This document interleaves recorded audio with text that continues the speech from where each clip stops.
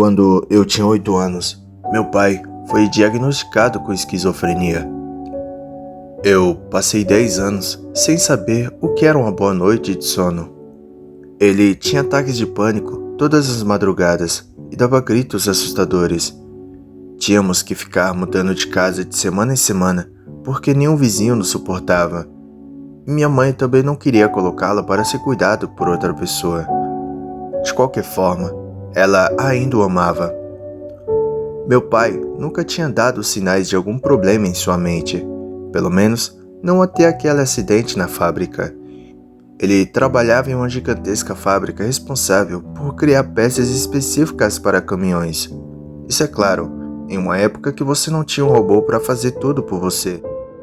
Um pequeno descuido e pronto. Meu pai se tornara um inválido para sempre. Eu não me lembro muito bem, mas minha mãe me disse que eu não estranhei quando meu pai recebeu alta e chegou em casa sem um dos braços. Ela nunca me explicou direito, mas por algum motivo legal, a empresa se recusou a pagar qualquer tipo de indenização. Então, meu pai acabou sem um braço direito, sem dinheiro e sem a capacidade de conseguir outro emprego. É claro que a mente dele não ia aguentar. A depressão pegou tão forte que dos meus 3 aos 6 anos, eu ouvi pouquíssimas vezes. Parentes e amigos iam à nossa casa perguntar se ele tinha morrido devido ao sumiço repentino. E meu pai gritava do quarto que sim. De certa forma, ele realmente tinha morrido. No dia anterior ao meu aniversário de 7 anos, eu me lembro de ter feito oração.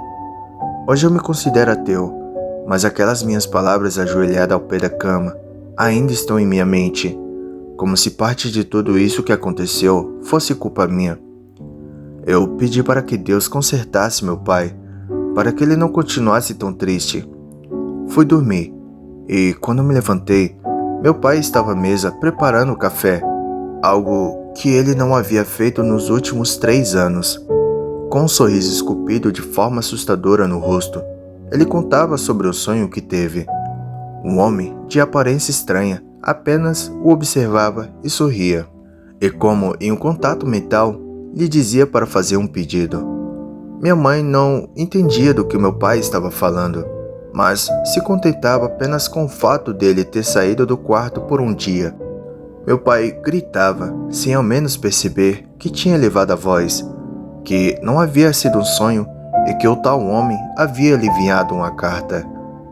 Ele mostrou uma das correspondências que havia chegado naquele dia. Uma delas tinha um bilhete que dizia: "Faça um pedido." E uma foto em preto e branco de um homem com aparência andrógena de olhos fechados. Eu não entendia a conversa dos adultos enquanto tomava meu café da manhã, mas ver meu pai sorrir depois de tanto tempo foi o melhor presente que pude receber. Minha mãe fez um bolo, cantamos parabéns e comemos. Eu não tinha muitos amigos, então meus aniversários eram comemorados de forma simples. Os anos de horror da minha infância começaram no dia seguinte. Acordamos com um grito do meu pai. Levantei assustado da cama e corri para o quarto dos meus pais.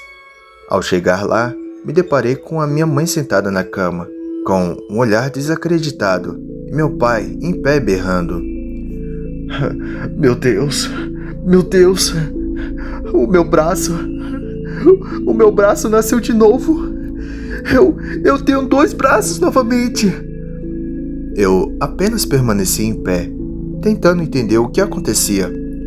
Por mais que ele insistisse em dizer que seu braço havia crescido novamente, qualquer um podia ver que ele continuava deficiente. Ele corria pela casa agarrando objetos imaginários e gritando para nós: "Vocês estão vendo isso? Vocês estão vendo isso?"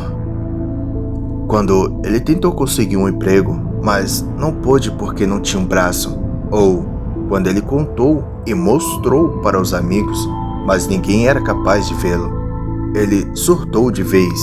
De um homem deprimido, ele passou a ser um homem agressivo com qualquer um que não acreditasse na sua história do braço imaginário. Isso até nem foi um problema por um bom tempo, até que ele começou a dizer que escamas começaram a nascer do braço. Ele dizia que cada vez mais perdia o controle daquele braço, como se ele estivesse controlando sozinho. E, assim, as noites de sono perdida pelos gritos de meu pai começaram. Com muito esforço, o médico o examinou e concluiu que ele era esquizofrênico. Desde então, minha mãe decidiu que a melhor opção era deixá-lo trancado em um quarto para que ele não representasse um perigo para mim. Você pode achar uma atitude egoísta e absurda, mas na década de 80, era assim que pessoas com qualquer tipo de problema mental eram tratadas. Era tudo uma questão de cultura da época. Os anos se passaram e eu morei em muitos lugares, muitas casas diferentes, até que fui morar em uma só minha. Com 20 anos de idade, eu saí de casa e aluguei um apartamento. O prédio era bastante antigo e o apartamento não era um dos melhores, mas para um jovem que quer sair das asas dos pais, era o suficiente. Eu descobri um mundo novo, estudei, fiz amigos, conheci lugares e me distanciei cada vez mais dos meus pais. De vez em quando eu ligava para saber como meu pai estava. Ele sempre estava do mesmo jeito, com as mesmas crises noturnas. Minha mãe continuava cansada cuidando dele e eu continuava muito ocupado com minha própria vida. As únicas vezes que os visitava era para levar dinheiro. As coisas ficaram difíceis desde que meu pai parou de trabalhar. Mesmo com todos esses acontecimentos na infância, nada pode te preparar para perder alguém que ama. Eu fiquei congelado com o telefone no ouvido. Ter que ouvir aquelas palavras, "Sua mãe faleceu", me atingiu como uma facada no estômago, como se um pedaço de mim tivesse sido arrancado. Ter que reconhecer o corpo e vê-la com o rosto completamente retalhado era uma tortura. A casa não tinha sinais de arrombamento ou qualquer tipo de invasão. A polícia só foi até o local porque os vizinhos ouviram meu pai gritar durante horas: "Eu a matei! Eu a matei!" O problema é que por mais que meu pai gritasse que ele havia matado e que ele deveria ser preso, é que, em primeiro lugar, ninguém ouviu o protesto de uma pessoa fora de consciência. E, em segundo lugar, a perícia constatou que as facadas foram feitas por uma pessoa destra. E como meu pai não tinha o braço direito, ele não podia ter sido o assassino. Agora, era minha responsabilidade cuidar dele.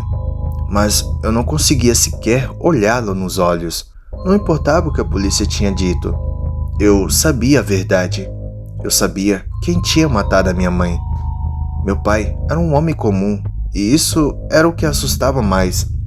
Era como Hannibal Lecter. Ele transparecia psicopatia com calma e tranquilidade indescritível. "Você sabe que eu não posso ficar com você, não é?" "Claro, eu também não quero", ele disse com um olhar sério, mas podia ver uma lágrima lutando para não descer. "Eu vou pagar o melhor asilo daqui da cidade." "Eu te amo, filho." Ele me interrompeu. Eu queria dizer que também o amava. Meus lábios tremeram, mas nada saiu. "Eu vou te levar amanhã, tudo bem?" "Eu não a matei." "Quer dizer, eu a matei, mas eu não queria." "Isso não me importa agora, pai." Ele tirou um papel dobrado do bolso e me entregou. O papel cheirava a velhice. Eu pedi errado. Eu tentei pedir de novo, mas eu acho que ele só realiza um único desejo. Você precisa consertar isso, filho. Não me importa se eu tiver que morrer, contanto que você consiga consertar isso. Eu abri o papel que ele havia me dado. Era aquela mesma foto do homem de olhos fechados que ele havia recebido um dia antes de todo esse pesadelo começar. Guardei o papel no bolso sem dar muita atenção e saí. "Cuidado com o que você pede, filho," ele disse enquanto eu me afastava. Um ano se passou desde que minha mãe morreu. Meu pai foi morar no asilo. Eu nunca o visitei desde então. E aquela foto ficou guardada com as nossas coisas velhas também. No meu aniversário de 27 anos, o rosto da minha mãe não saía da mente. Lembrei-me de como ela preparava um bolo de limão, meu favorito, Lembrei-me de como ela fazia questão de me dar os parabéns às 10h27, que era o horário exato em que nasci, e como ela era a única que me entendia, e como eu a deixei sozinha, com a responsabilidade de cuidar de um louco. Eu peguei a foto perdida dentro de uma caixa de papelão e a encarei. Me sentia um pouco estúpido por ainda pensar nessa possibilidade.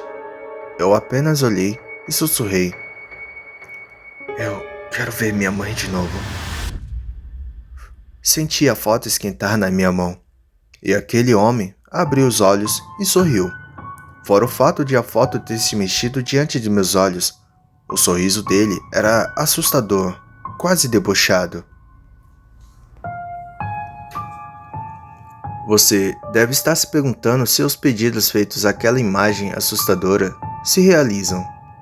Sim, se realizam. Eu vi minha mãe novamente. Agora, para onde quer que eu olhe, ela está lá, me observando, com o rosto completamente retalhado, caminhando a passos tortos, quase convulsionando, com as gotículas de sangue fresco escorrendo pelo seu tórax. E eu daria qualquer coisa para não vê-la novamente.